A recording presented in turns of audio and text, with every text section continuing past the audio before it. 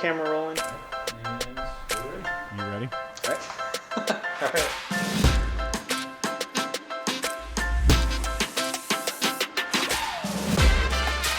Hello and welcome back to the Better Mondays show. John Mitchell back with you today, and thankful that you've tuned in again. I don't know what day it is, where you are, when you're listening, but hopefully you hear something today that'll help your Monday better fit your life and your work and everything around it. So excited to get a chance today to talk to you a little bit and to introduce you to another friend of mine out in the work world. Man, what an incredible opportunity I've had to get a chance to meet many of our listeners and people from all around the country who are just hoping to make their work and their life make sense together. So today you're going to get to hear another one, but I want to start with a thought that I had this week, actually a couple weeks ago. Was out on a volleyball tournament. My daughter plays volleyball, and we were in Orlando, Florida for a national tournament. And I went to go work out in the gym and got on the treadmill. Treadmill's always my place to go at these gyms. And my knee started hurting. I've got a weird little IT band thing that pops up every now and then. So I looked over and I really wanted to work out. So I looked over and I got the whole place to myself. And I've got a whole row of treadmills, which my knee hurt too bad to use. And then another row of stationary bikes, which these gyms just are chock full of stationary bikes and treadmills because I think they're easy to take care of and people use them when they're out, but I never get on a stationary bike. So I thought, well, my knee hurts, I need to work out. So I jumped on this stationary bike and I got about 10 minutes in riding and I realized why I hate these things. As much as it's like a treadmill, it just feels like I'm not doing anything. I mean, I really feel like when I'm on a stationary bike that I'm not going anywhere and I'm not doing anything. So I was listening to a podcast and I was trying to kind of get in it, and I rode for maybe 20 minutes or so and finally just got off the bike. And as I was going back to the hotel, I just thought, I felt like this before. And I started thinking back to jobs I've had where you get in the morning to work and you just feel like you're pedaling hard, but you're not going anywhere. My guest today, Crystal, tells a story that reminds me of that feeling. And I'm excited to get a chance for you to listen today. But if you're in that space where maybe you've got a job where you're just going to work again, where you just have to kind of pedal on a stationary bike, and you're not going anywhere, this may be a great episode for you. An opportunity for you to think a little bit differently about moving, about doing something to create engagement and move forward in your work. So I want to introduce Crystal. Crystal is a friend of mine. I got to be honest, as I talk to Crystal, and I've heard her story many times, just in personal conversations and over dinner. And when I asked her to do this, man, she was hesitant. She was nervous about this. And the way I talked her into it was to say, I think your story is really going to help someone. So what I'd love for you to do is listen to this and listen for yourself in Crystal's story. What is it that you feel in your life and in your work that maybe resonates with Crystal? And I think she's got some really good advice. Check this out. This is Crystal Miller from Landis CPA. Man, I'm excited today to introduce Crystal Miller. I've known Crystal for as long as I've been at Rootworks. I feel like she's probably knows more about Rootworks than I do, or did when I first met her. Crystal is with Landis CPA. You are, what is your title now, Crystal? It's changed a couple times since we've... Yeah, Chief Operations Officer. So you're COO now of the organization. That's awesome. I'm excited to get a chance for people to hear your story today. I want to start with that same question that I start with everybody, and it addresses the title of the show and why we're kind of together. It's that feeling that we sometimes get in our lives on Sunday night when we have to go to work the next day. And I'd love to start the conversation with just, is there a time in your life where you felt that? And can you tell us about, sort of the evolution of how you felt maybe your job wasn't what you wanted in your life, and then how it's moved forward since then? I'm very familiar with that pit in your gut when you think about having to go back to work after some time off and enjoying your life, and then you have to go back. And I can say the worst case of this I've ever had was that the worst job I've ever had when I was an optician at a local practice that is pretty popular. And every morning I would show up early because I didn't want to be late, and I didn't want to go in yet though. So I'd park across the street at the Chi-Chi's, and I would watch Oh, the building. Yes. Chi-Chi's. What happened to Chi-Chi's? Fried ice cream. Right. And that's what, yeah, every day I'd sit in the parking lot and I'd watch the building, and I'd wish for two things. And one was that the Chi-Chi's would be open so I could get some fried ice cream. And the other is that the building in front of me where I worked would just burn to the ground before I had to step foot in there. Man, I think a lot of people can resonate with that. I'm an anxious person, so I also resonate with getting there early and sitting in the car and dreading, watching and then looking at the clock and saying, should I go in now? Man, I just want to kind of stop for a minute and acknowledge that this is part of the human existence, that we have this in our lives. And how long ago was that you worked for the optometry? I was a young adult. I was probably 21, about Okay. 21 years. I stayed there for 3 years. Okay. You were there 3 years feeling like Three that. years every morning wishing for fire. Now, you had some life experience too in the middle of all this, outside of work, in the middle of this story. Talk about that a little bit. Yeah, so I got a job at a big urban school district. And I liked that job, and I'd still show up every morning, and I'd wait in the car till I had to go in. But I wouldn't, I realized one day I wasn't wishing for the building to burn down. I just didn't feel that way anymore. And I thought, well, this is a really fine job. I'm probably going to retire from here. I had one boss that actually started to listen to my ideas. And that really sparked something in me. That really made me feel great. And then we implemented those ideas, and seeing them go into action, that put fire in me. But then as bosses changed, I didn't have a boss anymore that implemented my ideas. And I went back to having just a fine life and fine job. But then I got cancer. I realized with a lot of downtime, I started researching, the human body and everything that goes on with it. What a magnificent piece of machinery we have. And so all of a sudden, at that point, everything that felt fine in my life before that time just felt so small and restricting and excruciating. I couldn't deal with fine anymore. I left my job with no backup plan. I didn't have any backup plan. I moved to a new city and just thought I'm going to pursue something as magnificent as I feel now. When fine didn't become tolerable anymore. Wow, that is quite a phrase. Fine didn't become tolerable anymore. And it was, you attribute that to cancer, to maybe getting a different picture of life in general. Yeah. It changed the way I thought about myself, and the way I felt about my life and how I felt about fine. We talk a lot about settling and how as adults we come to this point in our life sometimes we're like, well, this is just what it is, And your story is so inspiring because it is the opposite of that. It's saying, I will not settle for this. What would you say to somebody who's listening to this right now who, maybe they're sitting in a Chi-Chi's parking lot somewhere looking at their building. What would you say to them about practical things that they can do to take next steps to sort of get their life back? When you think about something or you feel something, your initial knee-jerk reaction to something, it's a very quick calculation of everything that you know against what's happening. You should actively try to reframe some scenarios and gain a different perspective. But if you keep getting drawn back to that, this is not fine anymore, sort of thing, then it's time maybe to make a change. And I know I hear, now being an employer, hear a lot about, who was it, Jim Collins? Yeah. The right seat on the bus. Yeah. And that's really great from a business owner's perspective.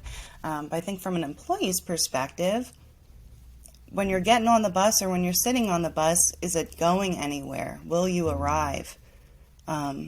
Is an important thing to think about. And of course, we all need those different journeys, and I needed mine. But eventually, if you're not going to arrive anywhere, then maybe it's time to think about the bus. Wow.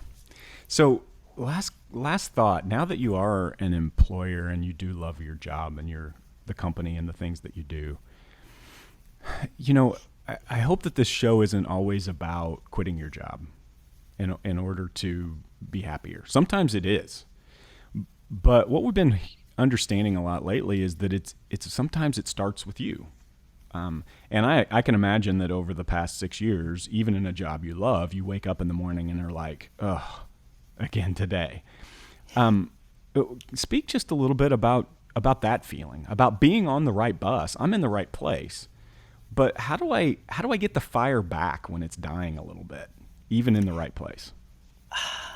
I have such a great team, an impossibly wonderful team that even if I'm having the worst attitude, we have a morning huddle every morning, and even if I'm in a really bad place, they're going to do something to make me smile, and that's within a half an hour of starting my day. For me, that's where the additional fuel comes from when you need it. So, man, that huddle, tell me just briefly about the huddle. I mean, you said that quickly, like everybody does a huddle every morning. That's not true. Unless you work in a healthcare facility, most people don't. Tell me about your huddles. Yeah, so every morning we had a half an hour to look through what our day looks like, and then we all get together, every working member of the team that day, and we just have a quick little meeting to go over any issues that we're having, or give a brief scenario of what our day looks like, if there's any clients we need, new clients we need to discuss. But a lot of the time we go off on tangents about, people talk about baseball game we just kind of connect with that time too. Yeah. I mean, what an amazing thing. I mean, I think that was the answer I was hoping for in the midst of this, is that if you are currently in a job that you've kind of lost the fire, connect with the human beings around you. Because I still believe, Crystal, I believe it's true of the job I have now. I think it's probably true of the job you have, that your job is just really an excuse to get paid to do something with a group of people that's pretty awesome. Like, that's really what it is. And in the long run, you could choose a lot of different professions. You could do a lot of different things. This just happens to be the group of people that you find yourself with doing a pretty cool thing together, and reminding each other of that on a daily basis, to get up in the morning, no matter how you feel, and go, oh yeah, it's really about these human beings and what we're doing in the world. That's what I'm doing today. At least it gives you that deep breath. It's pretty cool. Yeah. That's awesome. Well, Crystal, I can't thank you enough for being here today. I know just from our going back and forth that this was something that you weren't necessarily ready to do, didn't really want to do, maybe even at times. And I am so glad you did. I really think there are a lot of people who are going to benefit from hearing your story, and I appreciate you jumping out. And I'm really glad you didn't burn down that building, because who knows where you'll be interviewing from. Thank you, John. Yeah, it's always a pleasure to see you and talk with you. All right. Thanks so much, Crystal. We'll talk to you soon. Oh, man, I'm glad you got a chance to hear Crystal. And she's a good friend. I love that cabin that she's in. And I love listening to her story. Also made me really hungry for Chi-Chi's fried ice cream. If you're as old as I am, you might remember Chi-Chi's in your town.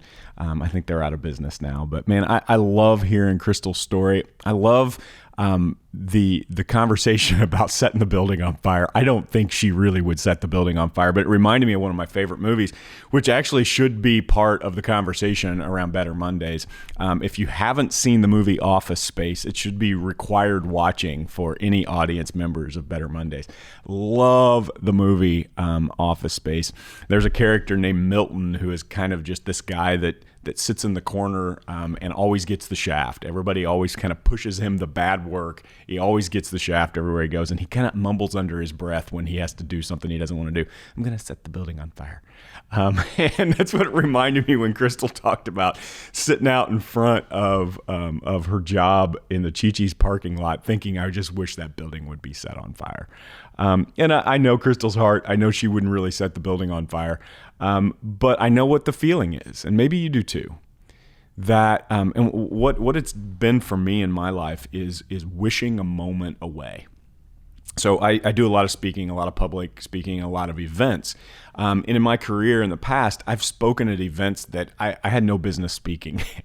Like for audiences that I just needed a buck and somebody paid me to be an MC, and I'm speaking to veterinarians somewhere and I have no idea what they do and why I'm there. And I end up with this sense of dread that Crystal talked about. And I'm maybe not sitting looking at the building, but I'm sitting looking at my calendar, thinking next Thursday is the day I have to figure this out. And I start thinking, what's Friday going to feel like? Oh my gosh, I'm going to be behind this. It's all going to be on the other side of it. I'm going to feel so much better. And I begin to wish my week away. Like, I just wish I was through this. And I want to speak to that for a minute because I think that's part of what we struggle with when it comes to our work. We begin to wish away our current status, our current situation. We believe that somehow the joy in our life, that somehow the fire that Crystal talked about, man, she used the word fire so many times. She talked about the fire that she wanted to use to set the building on fire and create a whole new life where she didn't have to work there. But then she talked about a fire in her that was engaged and that like enjoyed her life. And it reminds me, I was with my counselor one time. I use BetterHelp for counseling, betterhelp.com. And my counselor basically stopped me in the middle of one of my rants to her. And she just basically said, I have this picture that you think that your happiness is somewhere far away and that you have to go get it. Like someday you'll find it, whether it's like you looking at your calendar and saying, after this event, when I get through this stress, I'll be happy. Or when I get to this point in my job, or when people start paying attention to me in this way, that's when I'll be happy.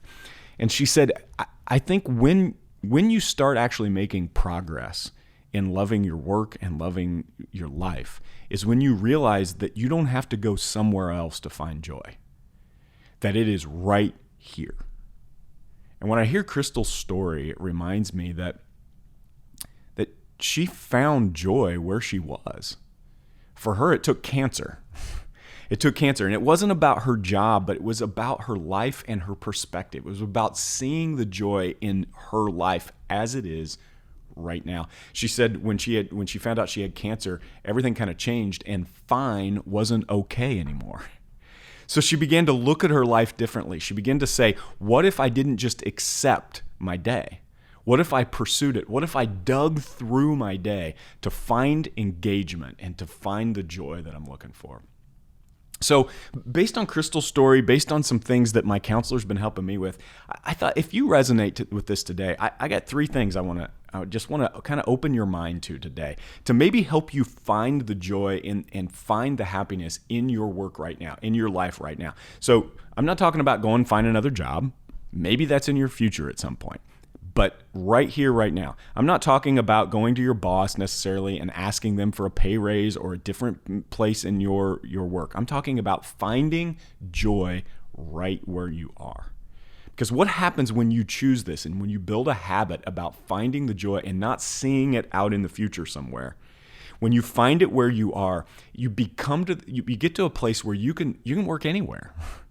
You can almost do anything and find engagement and joy in your life. And then you find yourself in a place where you can find a job or find a position in your current job where you can really thrive and engage. So three things I just want to hopefully share with you to give you some practical thoughts about this. This is from Crystal's life. It's also from mine and some other friends of mine that I pulled together. So the first one is to look at your current position in your job and look at your work and find ways to engage. Use that word when you get up in the morning. How am I going to actually engage? You know what engage means? It means to actually be proactive, to do something. So many of us, we get to a point in our life, and I've been there so many times in my life where I've gone to work and I've just let the day happen to me. What's going to happen next? I'll just endure it. I'll just get to 4:30, 5 o'clock, 5:30 every day. But where are there opportunities where I could create engagement? Find things that I love to do. Maybe it's not part of my job, but I see something come in and I go, can I help with that? One of the ways you can do that, Crystal talked about it in her story, was to be heard in your job. If you're a quiet person, if you're kind of shy, maybe this is going to be an opportunity for you to kind of step out of yourself a little bit. If you're depressed, if you're frustrated, if you feel sort of like in that mundane place in your life, then this may be the thing to shake you out of it. Find someone to tell how you're feeling right now. Now, I don't mean to gossip. I don't mean to go and just complain to somebody. That doesn't help. Find someone who could help you. Find someone who can help you get engaged, whether that's a boss, whether that's a supervisor, maybe that's the owner of the company, depending on the size of your company and the org chart. Find someone that needs to hear how you're feeling. And it doesn't have to be complaining about the company. It can just be, I would like to move forward, and use some metaphors. I feel like I'm on a stationary bike. I feel like I'm just pedaling and I want to see a path forward. What can I do to stay engaged? Could be the most important thing you do. Crystal talked about talking to her boss and creating ideas, finding ways to engage. This will change the way you see your job currently. Find ways to engage. Secondly, find ways to think about the next step in your career and the way to move forward. Last time I talked to Crystal, I had to ask her that if she was the COO now, because I don't know how many times her job has changed, but she has moved from the office assistant, I believe, when I first met her, now to the COO. She has seen a path inside of her job to move forward. The thing about life and our human existence is that evolution is important. Evolving, moving forward, seeing things from that's the way it used to be to now it's like this is part of what brings us fulfillment. It's part of what it means to work. We need to see things completed and we need to move on.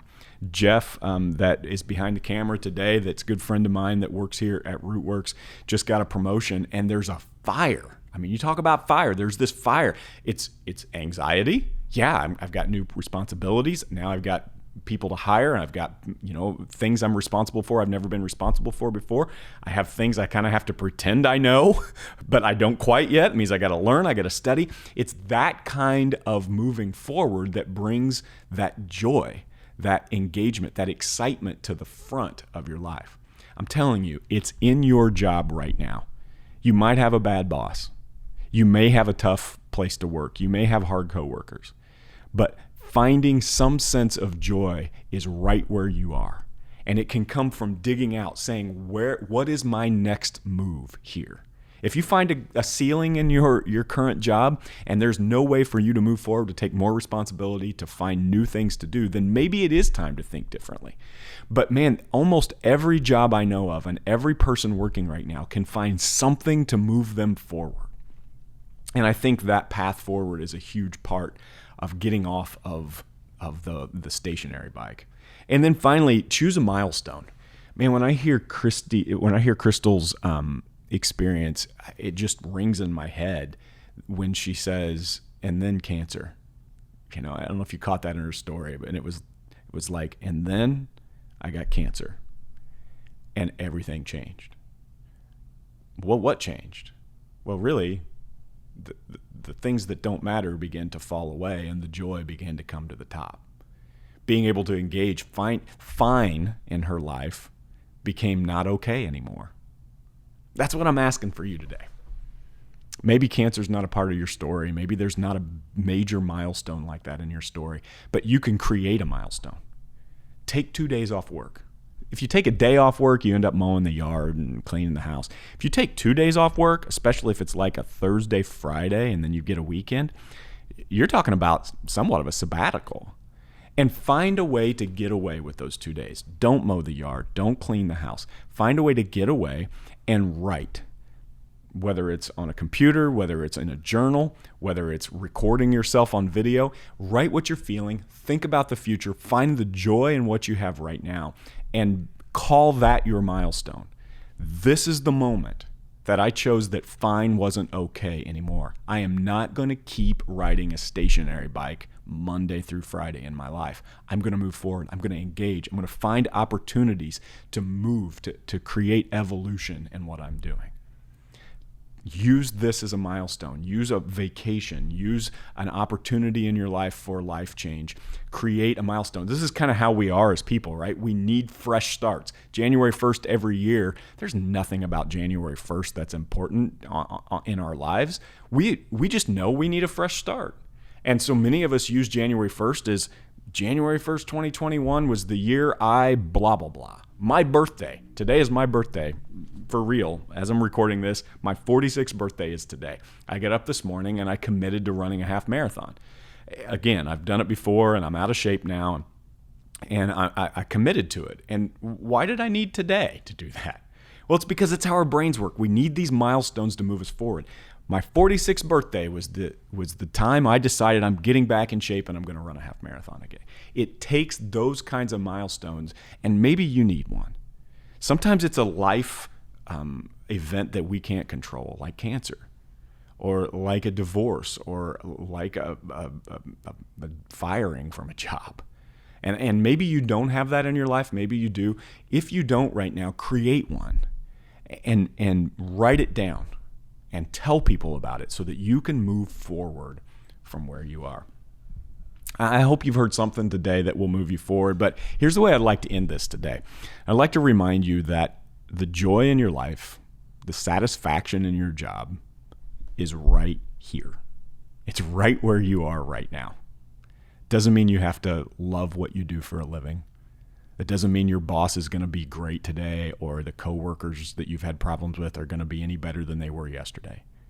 But if you can figure out how to find the joy in your life and the joy in your work with what you're doing right now, this will move you forward the rest of your career, no matter what job you have, no matter where you sit, whether it's a Chi-Chi's parking lot across the street from your job 5 minutes early, or whether it's in a corner office where you may be leading an entire group of people to figure out how they can move forward and find satisfaction in their job. What we're hoping with Better Mondays is that we don't just make you feel better for a day, but we'd like to create a movement.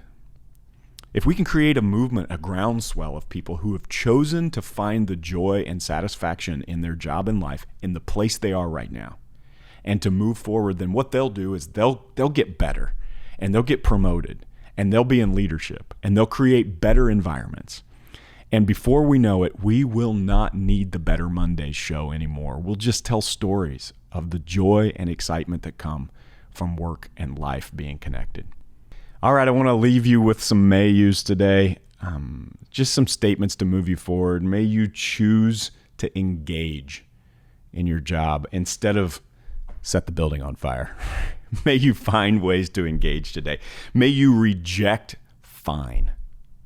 May you just reject the idea of the status quo, of another Monday, of another day.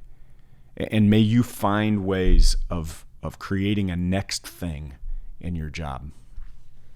May you have the guts to create a milestone, whether that's a milestone out of something that you've already had happen in your life recently, or create a new one. May you have the guts to create a milestone and then not look back. And finally, may you find the joy where you are.